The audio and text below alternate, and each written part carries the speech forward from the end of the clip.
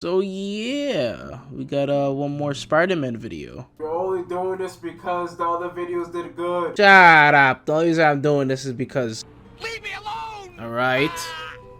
Alright. Alright now, okay, stop. The voices, the fucking voices. Alright! But on a serious note, seriously, I actually did start playing Miles Morales, believe it or not, around the time that I was watching the movie, because I was waiting for it to come to PC, and then also I was waiting for it to go on sale, because I'll be damned if I pay $50 for an overpriced DLC, even though it was good. Okay, don't get me wrong. Don't get me wrong. This video, this game was good. Okay, this game was good. Also, quickly, last thing, this video also came out because it was like a little last minute. I was thinking about a video I can sort of put out before my video on Sunday hopefully comes out. If not Sunday, pray to God Monday. But yeah, I definitely wanted to talk about this. I did beat it like I think yesterday or 2 days ago, and I guess I'll just quickly go over the story. With the story quickly coming off the heels of the first game, where Peter and Miles basically found out about each other, how they're both spider people. And now, if fast forwards a little bit, where Miles has to train to become better, as well as Peter's going on vacation to Europe with MJ. So then now he has to be the one and only Spider-Man of New York for like a little bit, like 3 weeks tops. And all the other two things that happen before Peter goes ahead and leaves. One, they fight Rhino together, which is a pretty cool fight, as well as some other criminals escape the raft, and they quickly take care of all of them. And then two, the other thing that happens is Peter gives him a dog shit suit. But again, we're not gonna talk about that. But for the super easy, quick answer, oh, should you get this game? Yes, go ahead and get the game. As my answer is yes, go. Yeah, go get it. It's on sale. It's definitely worth it. The $30 that it is, or 35, whatever the case may be. Go ahead and give it a chance. Very good game. Now for my long answer, also spoilers by the way, for the whole fucking game going from here to the basically the end. But we're gonna go over my cons first, cause I think it would be easier to just go over the cons, get it over with, get it done with, and then we can just go to the pros and low-key gush a little bit about the game itself. But first, the cons. Alright, con number one, the swinging. Now, is the swinging still good? Yes. But could the swinging be better, just like in the original game? Yes. Like, the original swing, I think, is just way more faster and better, especially with Peter, the way he jumps, and I guess his movement a lot of the times.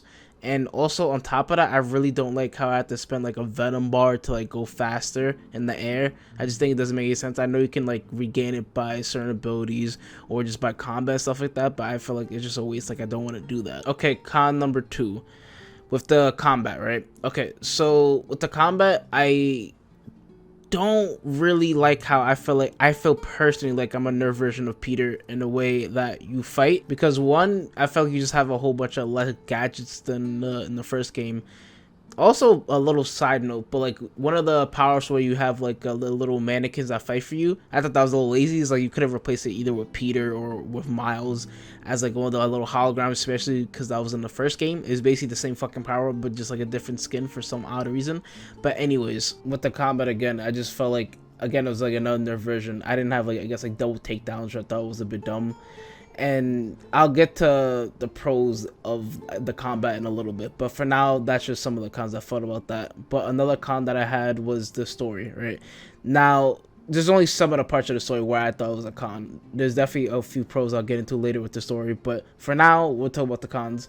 One, the Tinker didn't have to die. Like, she just died for like no fucking reason. She could just like jumped off his fucking body and just like went skyrocketing back down to the ground or to the water, or whatever the case may be. But nah, she's just like, ah, fuck it, I guess I'm dead. Alright, it is what it is. One. And then two, the Tinker saw all the information that was like, hey, we actually could get this guy getting the hell out of here. We just give it all to the police and it'll work.